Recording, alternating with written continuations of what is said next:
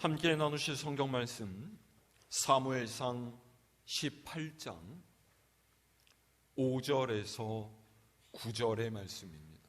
구약성서 439면입니다.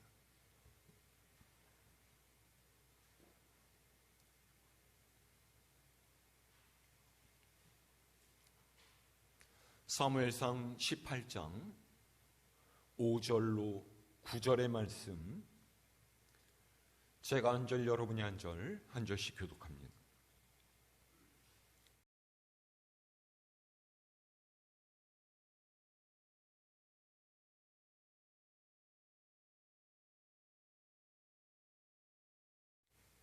무리가 돌아올 때, 곧 다윗이 블레셋 사람을 죽이고 돌아올 때, 여인들이 이스라엘 모든 성읍에서 나와서 노래하며 춤추며 소고와 경쇠를 가지고 왕 사울을 환영하는데,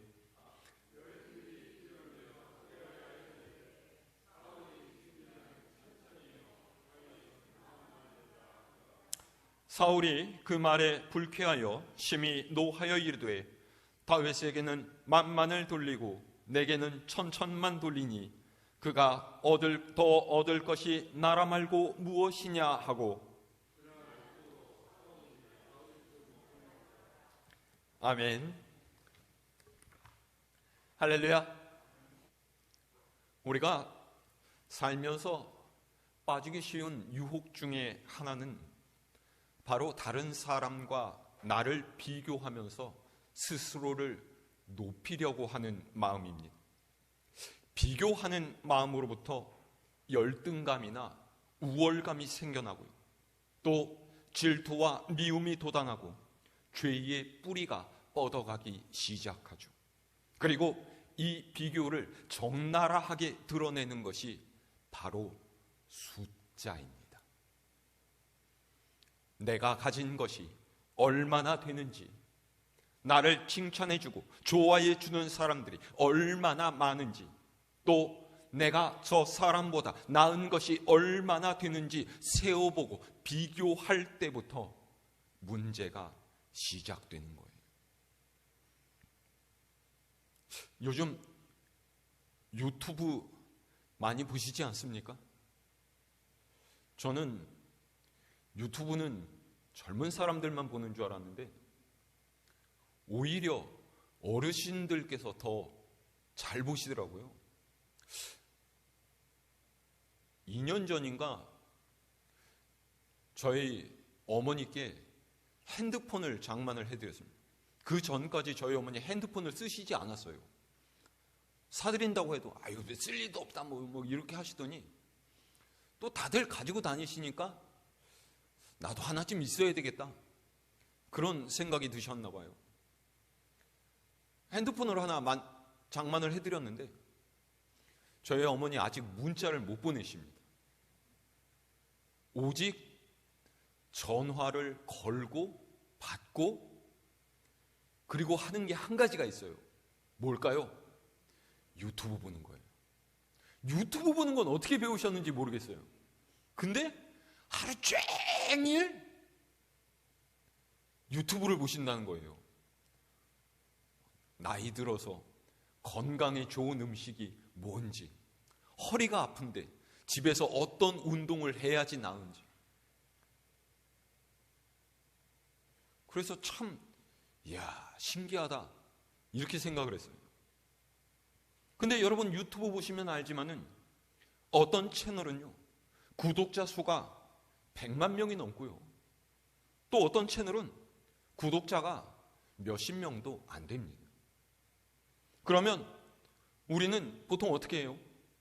구독자 수가 많은 채널은 보다 좋은 정보를 담고 있고 신뢰할 만하다, 그렇게 생각을 하죠. 구독자 수가 적은 채널은 재미도 없고 내용도 부실하고 별로 믿을 만하다고 생각하지 않기 때문에 아예 쳐다보지도 않습니다. 그런데 정말로 그럴까요? 물론 그렇기도 하겠지만은 다 그런 것은 아닙니다. 단지 우리가 그렇게 생각할 뿐이죠. 이런 것이 바로 숫자를 쫓는 우리의 눈이 범하는 실수예요.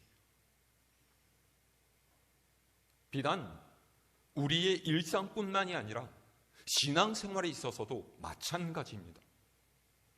예배에 얼마나 자주 참석하고 얼마나 많이 교회에 헌신하고 또 얼마나 헌금을 많이 내는지, 그것으로 그 사람의 믿음이 어떻다라고 측정하거나 다른 사람과 나의 숫자를 보면서 거기에 연연하기 시작하고 그 숫자가 내 마음에 자꾸만 크게 와닿게 되면은 믿음의 길을 걸어가는 우리의 발걸음은 자꾸 삐뚤어지게 되고 가야 할 길을 벗어나기 마련이에요.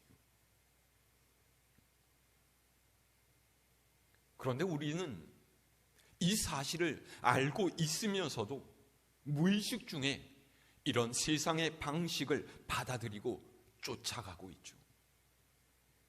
우리가 흔히 교회를 분류할 때 큰 교회 또는 작은 교회 그렇게 부르지 않습니까? 큰 교회는 뭐가 큰 교회고 작은 교회는 왜 작은 교회예요? 이걸 나누는 기준이 무엇입니까? 보통 교인의 숫자가 많냐 적으냐 이런 거죠. 그런데 문제는요, 이 크고 작음의 표현이 그저 교인의 숫자만을 의미하는 것이 아니라는 데 있어요.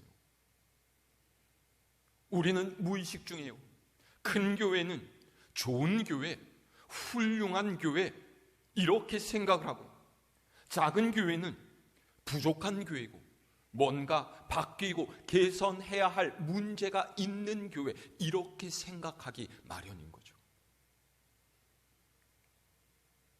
다시 말해서 숫자를 바라보고 그것을 가치 판단의 기준으로 생각하는 것부터가 하나님의 시선이 아닌 세상의 시선으로 바라보게 되는 안타까움이 시작되는 지점인 거예요. 우리 믿는 사람은 무엇을 보느냐가 굉장히 중요합니다. 세상이 아닌 하나님을 바라보았던 수많은 믿음의 선배들의 눈을 우리도 가질 수 있어야 해요. 세상의 환경과 조건 그리고 숫자를 바라보기보다 그것들보다 더욱 크신 하나님을 바라보는 사람이 진짜 그리스도인이라는 것을 잊지 말아야만 합니다. 오늘 성경 말씀은 바로 이걸 얘기해주고 있어요. 오늘 말씀 우리가 너무나 잘 아는 이야기 아닙니까? 자, 5절의 말씀 함께 읽습니다. 시작. 다윗은 사울이 보내는 곳마다 가서 지혜롭게 행하며 사울이 그를 군대의 장으로 삼았더니 온 백성이 합당히 여겼고 사울의 신하들도 합당히 여겼더라. 아멘. 다윗이 블레셋의 거인 장수 골리앗을 쓰러뜨린 대승을 거두고 사울은 다윗에게 호감을 갖게 됐고 그를 중용하게 되었어요. 그 이후에 사울이 내린 명령을 지혜롭게 수행하면 다윗을 보면서 사울은 그를 군대의 장으로 삼았죠. 5절의 말씀이 골리앗과의 싸움 이후로 시간이 얼마나 지난 후의 일인지 모르겠지만 다윗은 매우 젊은 나이에 이스라엘의 군대 장관이 된 거예요. 그런데 사울의 신하들도 그리고 온 백성도 여기에 대해서 이의를 제기하지 않았어요. 그만큼 다윗이 행한 일들, 그가 보여주었던 자세가 다른 사람들에게 감명을 주었고, 그래서 다윗이 군대 장관의 자리를 맡는 것이 당연하다라고 여긴 거죠. 문제가 있습니까? 없어요. 자, 그 다음 6절 말씀 읽어볼까요? 시작. 무리가 돌아올 때 곧 다윗이 블레셋 사람을 죽이고 돌아올 때에 여인들이 이스라엘 모든 성읍에서 나와서 노래하며 춤추며 소고와 경쇠를 가지고 왕 사울을 환영하는데. 아멘. 6절은 이때가 다윗이 블레셋 사람들과의 전투에서 승리하고 돌아올 때였다라는 것을 밝히고 있습니다. 승리하고 돌아오는 이스라엘 군사들을 환영하기 위해서 여인들이 성읍에서 나와 노래하고 춤추며 환영을 했죠. 그러니까 한마디로 개선 퍼레이드를 벌였다라는 거예요. 자, 근데 잘 보세요. 이들이 누구를 환영했다고 해요? 왕 사울을 환영했다, 이렇게 되어 있죠. 그러니까 승리의 주역은 다윗이었지만은 다윗은 사울 왕의 부하였고 그가 거둔 승리는 사울의 승리이면서 온 이스라엘의 승리이기도 했다라는 거예요. 그러니 자연스럽게 칭찬의 대상은 전쟁의 총사령관인 왕 사울인 것이 당연했던 거죠. 요즘에 축구 국가대표팀 때문에 여러 가지 말들이 많지 않습니까? 여러분 생각해 보세요. 선수들이 잘해서 좋은 경기 내용을 보이고 승리하게 되면요, 그 영광은 선수들뿐만이 아니라 감독한테까지도 돌아가요. 반대로 선수들 간에 문제가 생기고 형편없는 경기 내용을 보여서 패배하게 되면 그 모든 책임은 1차적으로 감독에게 있는 것이죠. 승리한 것은 감독이 잘 지휘했기 때문이고 패배한 것은 선수들이 잘못해서 그렇게 된 거라는 변명은 사실 말도 안 되는 이야기예요. 그런 것처럼 이스라엘의 군대가 거둔 승리는 사울에게도 영광이 되는 것이었죠. 백성들 또한 이 사실을 알고 있었기 때문에 여인들도 사울 왕을 환영했던 거예요. 사울 왕이 군대의 맨 앞에서 얼마나 흐뭇한 얼굴로 환호하는 백성들을 바라보았겠습니까? 여유롭게 손을 쫙 흔들면서 정말로 좋은 기분을 만끽했을 거예요. 그런데 그랬던 그의 얼굴이 순식간에 일그러집니다. 왜냐하면 여인들이 부르는 노래가 귀에 들어왔기 때문이에요. 자, 7절 말씀 함께 읽을까요? 시작. 여인들이 뛰놀며 노래하여 이르되 사울이 죽인 자는 천천히요 다윗은 만만이로다. 아멘. 이 노래를 듣고 사울은 마음이 갑작스럽게 상했습니다. 자기를 위한 환영이 분명한데 마치 노래를 듣고 있자니 다윗을 위한 환영처럼 보이기 시작한 거예요. 사실 사울 왕의 입장에서 생각하자면은 여인들의 노래가 그렇게 기쁘지만은 않았을 것입니다. 충분히 다윗을 향한 질투의 마음도 생길 수 있죠. 이해를 못하는 바는 아닙니다. 그런데 바로 여기서 어떻게 대응하느냐가 그 사람의 인생을 이쪽이냐 저쪽이냐 둘로 갈라지게 해요. 만약 사울이 다윗을 향한 백성의 마음을 이해하고 다윗을 인정해 주었더라면 어땠을까요? 이 노래를 듣고서 많은 사람 앞에서 다윗의 손을 함께 들고서 기뻐하면서 그를 칭찬해 주었더라면 얼마나 대인배답고 그야말로 왕다운 모습이었겠습니까? 그런데 숫자에 연연한 사울은 이내 비교를 시작해요. 자, 8절의 말씀 읽을까요? 시작. 사울이 그 말에 불쾌하여 심히 노하여 이르되 다윗에게는 만만을 돌리고 내게는 천천만 돌리니 그가 더 얻을 것이 나라 말고 무엇이냐 하고. 아멘. 사울이 여인들의 노래소리에 불쾌함을 느꼈어요. 불쾌함뿐만 아니라 크게 화가 치밀어 올랐죠. 그리고 생각한 것이 무엇입니까? 사람들이 다윗에게는 수만 명을 돌리고 내게는 수천 명만을 돌렸으니까 이제 그가 얻을 것이 이 나라밖에 더 있겠느냐, 그랬다라는 거죠. 다윗이 사람들의 마음을 얻었으니 그가 이제는 영모를 꿈꿀 것이 분명하다라는 생각을 하게 되었다라는 거예요. 보세요. 숫자의 단순한 비교가 이렇게까지 발전을 합니다. 백성들이 다윗에게 수만을 돌리고 사울에게 수천을 돌렸다라고 해도 백성들이 그것으로 다윗을 왕으로 삼아야 한다라고 여긴 것은 아닙니다. 백성들이 사울을 좋아하지 않는 것도 아니에요.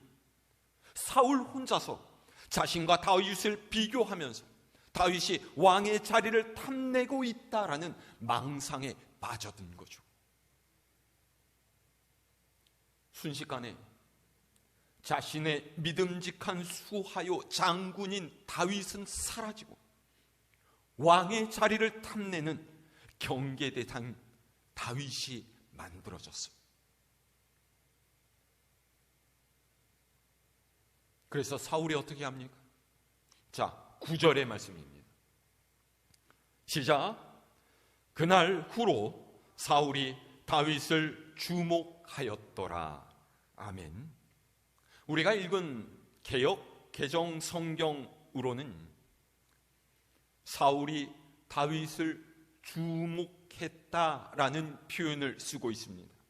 주목했다라는 말은 눈여겨보았다, 그런 말이죠.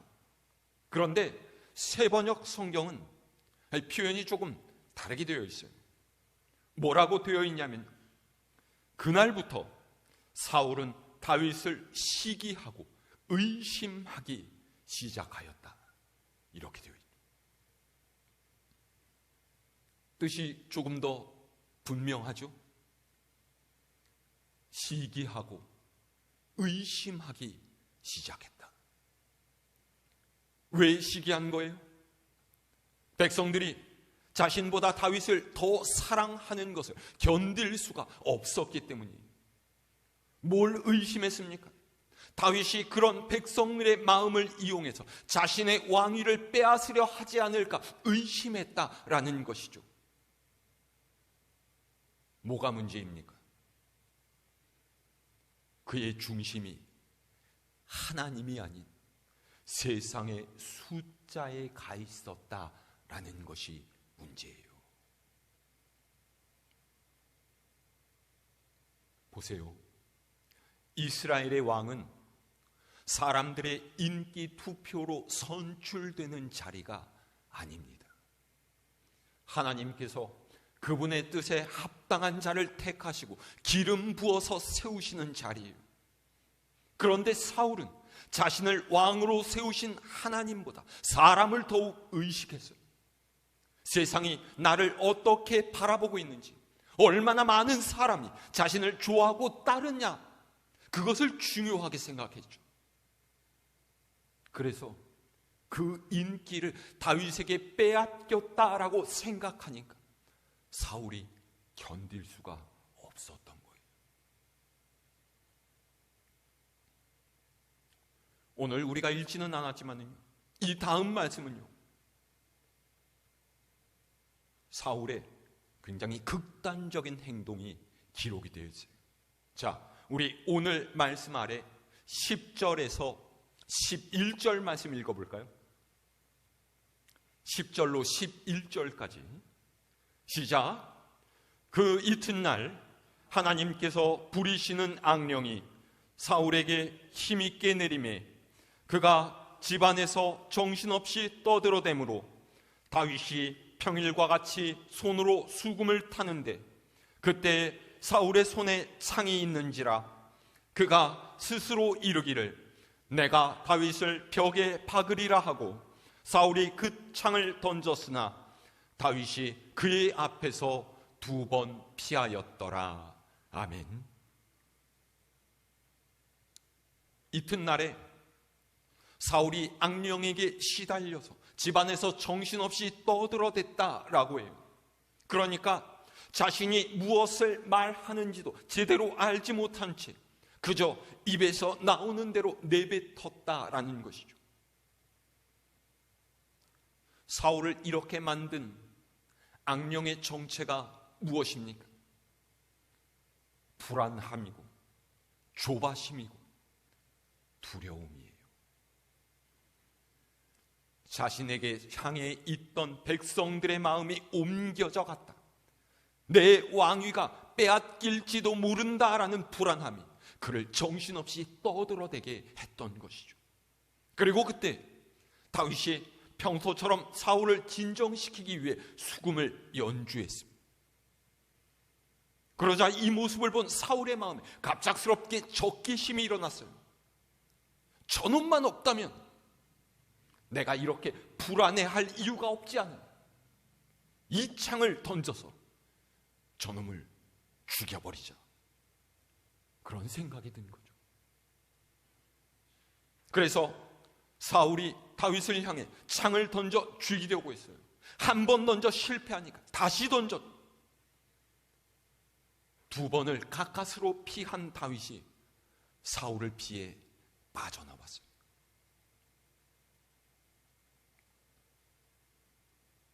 여러분, 사울이 이렇게 된 이유가 무엇입니까? 다윗이 사울에게 왕위를 요구하거나 그 어떤 위협을 가했던 것이 아니에요. 그저 백성들의 노랫소리를 듣고서 사울이 스스로 자신과 다윗을 비교한 거죠. 그리고 이때부터 사울은 열등감에 사로잡혀서 다윗을 어떻게든 죽이려고 쫓아다니게 돼요. 자신에게 충성스러웠던 신하를 도망자로 만들고 그 자신도 늘 압박과 불안함을 느끼는 피곤한 인생이 되어버리고 만 거예요. 여러분, 숫자를 보며 비교하고 판단하는 것을 멀리 하시기를 바랍니다. 그것이 자신을 발전시키기 위한 건강한 비교라고 생각할지라도 사람의 마음은 때때로 의지를 뛰어넘어서 작용하기 마련이에요. 하나님께서는 우리 각 사람에게 저마다 맞는 달란트를 주셨어요. 그 달란트는 다른 사람의 것과는 비교하지 않아도 될 만큼 귀하고 값진 선물이에요. 숫자에 연연하지 말고 중심에 관심을 두시기를 바랍니다. 하나님께서는 숫자에 연연하시는 분이 아니에요. 99마리 양을 두고서 잃어버린 한 마리의 양을 찾아 나서는 분이 바로 우리 주님이십니다. 그러기에 그분을 따르는 우리 또한 숫자보다 훨씬 더 중요한 가치를 바라보아야 해요. 우리 모두는 누구보다 귀하고 그 누구와도 비교할 수 없는 하나님의 가장 값지고 특별한 존재들이, 하나님께서는 우리를 하나, 둘, 셋 그런 숫자로 기억하시는 것이 아니라 우리 이름 하나하나를 기억하시고 우리 모두를 하나님께서는 살피시고 돌보시는 걸 믿으시기를 바랍니다. 이 사실을 기억할 때 세상의 가치가 아닌 하나님을 우리 중심에 모시고 살아가는 하나님의 백성이라 말할 수가 있는 거예요. 자, 우리 마지막으로 12절 말씀 함께 읽어볼까요? 시작. 여호와께서 사울을 떠나 다윗과 함께 계심으로 사울이 그를 두려워한지라. 아멘. 12절 말씀은 사울이 다윗을 두려워한 이유를 명확하게 기록하고 있습니다. 무엇 때문에요? 하나님께서 사울을 떠나셨기 때문이고, 하나님께서 다윗과 함께 계셨기 때문이라는 거예요. 이 말은 사울이 하나님의 은혜로부터 멀어졌고, 그렇기 때문에 하나님의 은혜 가운데 사는 다윗을 두려워하게 되었다라는 것이죠. 은혜로부터 멀어지면 우리의 삶은 두려움의 노예가 됩니다. 은혜로부터 멀어진다라는 것은요, 곧 세상의 방식대로 산다는 뜻이에요. 하나님께로부터 멀어진다라는 것이고요, 그 삶의 모양이나 방식이 하나님께서 바라시는 것이 아닌 세상의 것을 닮아간다라는 것이죠. 보세요. 사울에게 부족한 것이 무엇이 있었습니까? 힘과 권력, 그 모든 것들을 가진 사울이 왜 다윗을 두려워해요? 하나님께서 사울이 아닌 다윗과 함께 하셨기 때문이죠. 내가 무엇을 가지고 있는, 내가 얼만큼 많이 가지고 있는, 세상의 숫자가 중요하지 않습니다. 하나님께서 함께 하시느냐, 그렇지 않느냐가 중요한 거예요.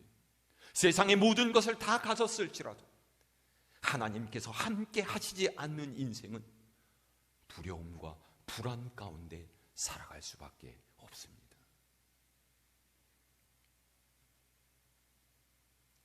시선을 하나님께 향하는 여러분 되시기를 바랍니다.